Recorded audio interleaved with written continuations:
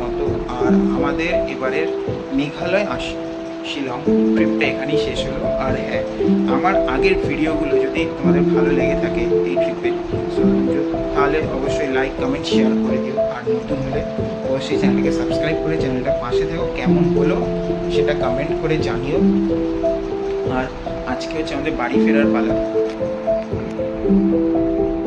আর আজকে আমাদের ফ্লাইট আছে হচ্ছে গিয়ে সন্ধ্যা 7:30টার সময়। রেডি তো হয়ে গেছে, এখন চেক আউট আছে আমাদের 12টার সময়। অলরেডি 12টা বেজে গেছে, এখন 12:30। সো চেক আউট করবো একটু পরেই। আর এখান থেকে যাবো হচ্ছে গিয়ে সোজা এয়ারপোর্টে। আর এয়ারপোর্টে গিয়ে অনেকক্ষণ থাকতে হবে, প্রায় যেহেতু 7:30 আমাদের ফ্লাইট। আর এখান থেকে আমরা এখন বেরিয়ে পড়বো।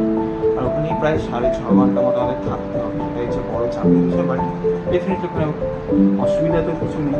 তো চলো তোমাদের সাথে একবার দেখা হবে এয়ারপোর্টে গিয়ে। আর হ্যাঁ, ভিডিওটা যদি ভালো লেগে থাকে তাহলে অবশ্যই লাইক কমেন্ট শেয়ার করে দিও। আর আরেকটা কথা, আমরা যে হোটেল আছি গুয়াহাটিতে, সেটার নাম নাম্বার আমি সব কিছু আমার ডিসক্রিপশন বক্সে আবার দিয়ে দেবো এই ভিডিওতে। আর এখান থেকে গুয়াহাটি স্টেশনের কথা যদি বলি, হাতে 5 থেকে 6 মিনিট এখান থেকে গুয়াহাটি স্টেশন। একদম স্টেশনের কাছেই এটা, অসুবিধা কিছু নেই। হোটেল যথেষ্ট ভালো, ক্লিন, সব কিছু ওয়েল মেনটেন। এটা চলো দেখা হচ্ছে তোমাদের সাথে একেবারে এখন গুয়াহাটি স্টেশনেই। আর এখন আমরা খেয়ে নিয়ে লাঞ্চটা করে বেরিয়ে পড়বো গুয়াহাটি স্টেশনের উদ্দেশ্যে। তো ফাইনালি এয়ারপোর্টে চলে এসেছি। আর এয়ারপোর্টে এমন কোনো কিচ্ছু না, ভয় পাওয়ার কোনো কারণ নেই। যারা ফার্স্ট টাইম আসছে, বা আমিও ফার্স্ট টাইম আসছি তবুও, বাট যারা এখন আসেনি ফার্স্ট টাইম ভাবতে আসবে, বাট তাদের ভয় পাওয়ার কোনো কারণ নেই। ফার্স্টে তোমরা যখন এয়ারপোর্টে পৌঁছবে, তোমাদের একটা আইডি আর টিকিট দেখিয়ে তোমাকে এন্ট্রি দেবে। তারপরে আমাদের যেটা হয়েছে সেটা হচ্ছে লাগেজ চেকিং স্ক্যান হয়েছে। লাগেজ স্ক্যানের পর আমরা চলে গেছিলাম হচ্ছে বোর্ডিং পাস নিতে। যেহেতু আমাদের ইন্ডিগোর ফ্লাইট, তাই চলে গেছে ইন্ডিগোর কাউন্টারে। আর তোমাদের যদি কারো স্পাইসজেট বা এয়ারলাইনে যার ফ্রি ফ্লাইট হবে, তার সেই কাউন্টারে গিয়ে তোমরা বোর্ডিং পাস নিয়ে সেখানে চেকিং ব্যাগে জমা দিয়ে দিতে পারো। সেখান থেকে তোমাদের বোর্ডিং পাস দেবে। সেই পাসের এখানে তোমাদের দেওয়া আছে গেট নাম্বার আর সব কিছু এখানে ডিটেলস দেওয়া আছে। যেহেতু আমার উইন্ডো সিটটাই লেখা আছে 23A হচ্ছে এটা উইন্ডো সিটের জন্য। আর তারপরে বোর্ডিং পাস জমা দেওয়ার পর, মানে বোর্ডিং পাস নেওয়ার পর চলে এসেছিলাম সিকিউরিটি চেকে। ভাই সিকিউরিটি যখন সব কিছু স্ক্যান করা হয়ে গেছে আর আমাদের অল প্রসেস ডান, অল প্রসেস কমপ্লিট করে এখন আমরা বসে থাকবো। গেলাম কী করবো জানি না, যেহেতু আমাদের 7:30টার ফ্লাইট। তাই তারপরে দেখছি এতক্ষণ কী করা যায় না। চলো, আমাদের প্রসেস ডান হয়ে গেছে, এখন যাবো। আর আমাদের finally security check, boarding pass সব কিছু ডান। আর এখন আমরা যেয়েছি আমাদের গেট নাম্বারের কাছে। আর যেখান থেকে আমাদের ফ্লাইটে ওঠার বোর্ডিং স্টার্ট হবে, আর তার মাঝখানে এখানে দেখতে পেলাম একটা প্লেন টেক অফ করবে, তার জন্য সে রানওয়ের দিকে চলে গেছে। আর এখানে একটা ইন্ডিগোর ফ্লাইট দাঁড়িয়ে আছে। আর যখন তোমরা বোর্ডিং পাস নেবে, তখনই সেই বোর্ডিং পাসের মধ্যেই লেখা থাকবে কোন গেট নাম্বার থেকে তোমাদের বোর্ডিং স্টার্ট হবে। তো এখন যাচ্ছি গেট নাম্বার 7-এর কাছে। গেট নাম্বার 7-এ গিয়ে আমাদের ওয়েট করতে হবে। আর আমাদের বোর্ডিং টাইম হচ্ছে 6:45। আর ফার্স্ট টাইম উঠছি, বাট এক্সপিরিয়েন্স আলাদাই আমার। আর বাকি গল্পটা তোমাদের সাথে ফ্লাইটে যেতে যেতে শেয়ার করবো। তো চলো যাওয়া যাক।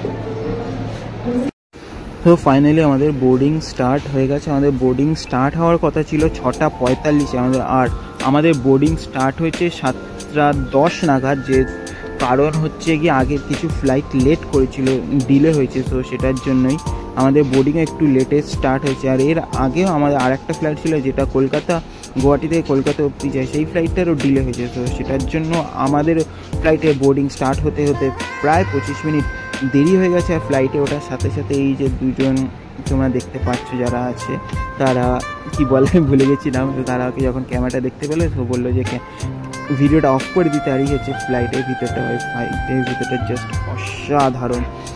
আর আমার কাছে তো জাস্ট কিছু কী বলবো আমি সত্যিই জানি না। আর 3x3 এটা ছিল আমাদের ইন্ডিগোর ফ্লাইট গুয়াহাটি টু কলকাতা। আর ফ্লাইটের বাইরে থেকে কিন্তু জাস্ট অসাধারণ লাগছিল। আর আমরা নিয়েছিলাম ডানার পিছন দিকে, মাঝখানে কাটতে বারণ করছিলাম যদি, কারণ মাঝখানে কাটতাম তাহলে একটা ভিউ যেটা আসে উইন্ডো সিট থেকে, সো সেই ভিউটা ভালো পেতাম না। সো সেটার জন্যই বলেছিলাম যে যদি কাটো ফ্লাইটের টিকিট, তো একটু পিছনের দিকে কেটো, তাহলে সুবিধা আছে। কারণ একটা উইন্ডো সিটে একটা ভাড়া থাকে, তোমরা যত সামনের দিকে সিট কাটবে তো সেখানে উইন্ডো সিটের ভাড়া হচ্ছে তত বেশি হয়। আর যত পিছনের দিকে নেবে ভাড়াটা একটু কম হয়। আর তার সাথে একটা ভালো ভিউ কিন্তু এনজয় করতে পারবে। আর বলতে বলতে আমাদের প্লেন রানওয়ের দিকে রওনা দিয়ে দিল। রানওয়ে থেকে এখন টেক অফের জন্য আমাদের প্লেন পুরো রেডি। হয়ে গেছে। একটু পরে আমাদের প্লেন গুয়াহাটি এয়ারপোর্টকে বিদায় জানিয়ে রওনা দেবে কলকাতার উদ্দেশ্যে। এবার আসি আমার এক্সপিরিয়েন্সের কথায়। সো এটা হচ্ছে আমার ফার্স্ট ফ্লাইট।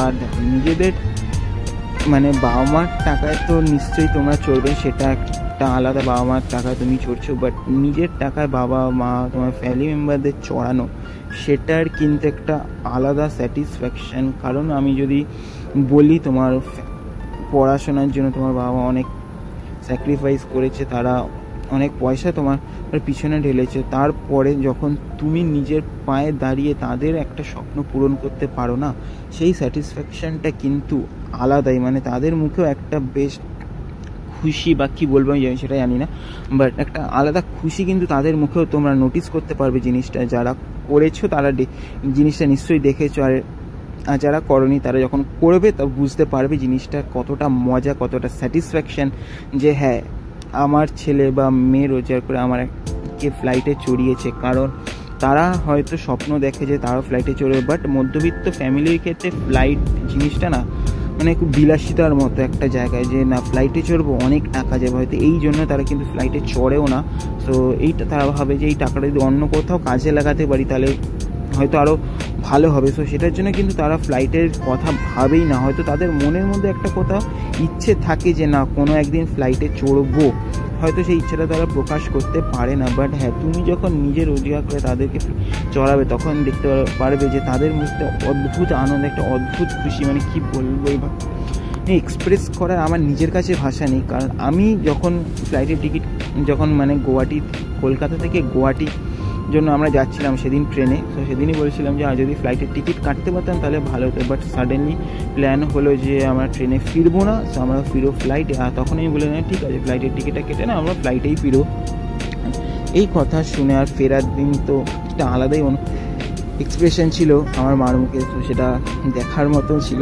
জাস্ট একটা আলাদাই অনুভূতি যে হ্যাঁ সেও ফ্লাইটে চড়ছে। তাই আর মা যখন ফ্লাইটে ফার্স্ট ঢুকলো তার এক্সপ্রেশন ছিল ভাই এতটা সুন্দর, ফ্লাইটের ভিতরটা তো আমি কোনোদিন ভাবিনি যে ফ্লাইটের ভিতরে একরকম একটা লম্বা একটা জিনিস, তার মধ্যে এত এত সুন্দর, এত কিছু ওয়েল ডেকোরেটেড, এত কিছু থাকে, মানে তিন ছজন মানুষ বসতে পারে একটা ফ্লাইটের ভিতরে, মানে সব কোনো তার ধারণাই ছিল না। আর সত্যি বলতে যেহেতু এটা আমার ফার্স্ট ফ্লাইট, আমার কাছে এটা এক্সপিরিয়েন্স সত্যি খুব আলাদা। কারণ নিজে টাকা আর্ন করে সেই টাকা নিজে চড়ছি, প্লাস আমার মাকে চড়াচ্ছি, তো সেটার জন্য নিজের আমি স্যাটিসফাইড যে হ্যাঁ তারা আমার পিছনে পয়সা ঢেলেছে, আমি পড়াশোনা করেছি। তো তারপরে যখন নিজে আর্ন করা শুরু করেছি তো চেয়েছিলাম যে তাদের একটা ইচ্ছে পূরণ করার, তো অ্যাটলিস্ট একটা ইচ্ছে তাদের পূরণ করতে পেরেছি। হয়তো তারা কোনোদিন মনে চেয়েছিল যে ফ্লাইটে চড়বে, বাট হয়তো সেটা মুখে প্রকাশ করতে পারেনি, বাট কোনো সময় হয়তো ভুলবশত তারা প্রকাশ করে ফেলেছে যে হ্যাঁ আমিও ফ্লাইটে চড়বো। সো এটাই, এই কথাগুলো যারা আমার সাথে একমত বা রিলেট করতে পারছো তারা বুঝতে পারছো। কারণ একটা মধ্যবিত্ত ফ্যামিলিতে ফ্লাইটে চড়ার জিনিসটা মানে একটা বিলাসিতার পর্যায়ে পুরো রীতিমতো। কারণ এত টাকা, একটা ফ্লাইটের ফেয়ার প্রায় 3,500, 4,000, 5,000 টাকা। সো মানে খালি যাবে 1 ঘন্টা 1.5 ঘন্টা জার্নিতে সে 5,000 টাকা তারা নষ্ট করতে চায় না এটার জন্যে। আর এখন বলতে আমরা চলে এসেছি কলকাতা একদম কাছারি। কিছুক্ষণ পরেই আমরা ল্যান্ড করে যাব কলকাতা এয়ারপোর্টে। আর ওপর থেকে পুরো শহরটাকে কিন্তু পুরো একটা মায়াবী লাগছে, কারণ এত ওপর থেকে ফার্স্ট টাইম দেখছি।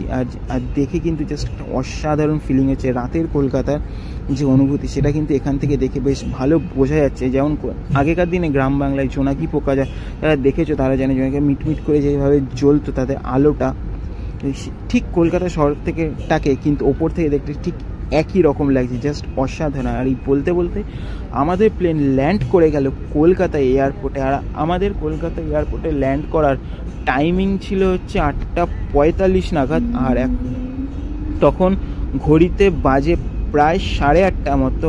আর আমাদের প্লেন গুয়াহাটি থেকে টেক অফ করেছিল 7:30। আর 8:30 বাজে এখন ঘড়িতে আমাদের প্লেন ল্যান্ড করে গেছে কলকাতা এয়ারপোর্টে।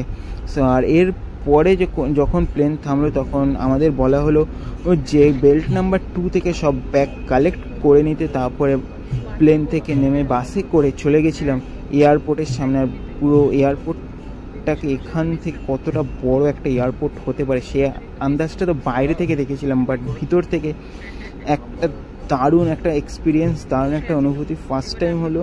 সো